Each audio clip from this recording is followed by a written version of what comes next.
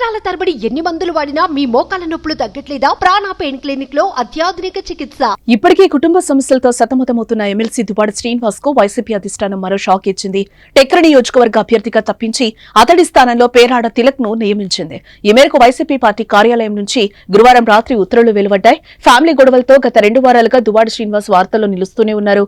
ఈ నేపథ్యంలోనే పార్టీ చెడ్డ పేరు రావద్దనే ఆలోచనతో ఆయన్ను పదవి నుంచి తప్పించినట్టుగా తెలుస్తోంది.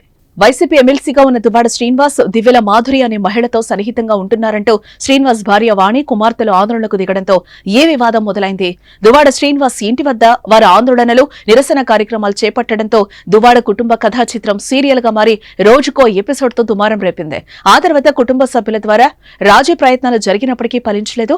చివరకు తన భర్తతో కలిసి ఉంటానంటూ దువ్వాడ వాణి ప్రకటించినప్పటికీ దువ్వాడ శ్రీనివాస్ మాత్రం అంగీకరించటం లేదు. మరోవైపు దివ్వల మాధురి తాను దువ్వాడ శ్రీనివాస్ తోని ఉంటానని తేల్చి చెప్పింది. దువ్వాడ శ్రీనివాస్ ఉంటున్న కొత్త ఇంటిపైన తనకే హక్కుందని, తాను 2 కోట్లు ఆ ఇంటి నిర్మాణానికి ఇచ్చానని, తన డబ్బులు తనకిచ్చి వాణి ఆ ఇంట్లోకి వెళ్లడానికి తనకు ఎటువంటి అభ్యంతరం లేదని చెప్పి వార్తలు నిలిచారు. ఈ వివాదం కొనసాగుతున్న సమయంలోనే దువ్వాడ ఇల్లు కాస్త రాత్రికి రాత్రే క్యాంప్ ఆఫీస్ గా మారిపోయింది. క్యాంప్ ఆఫీస్ అని ఓ ఫ్లెక్సీ వెలిసింది.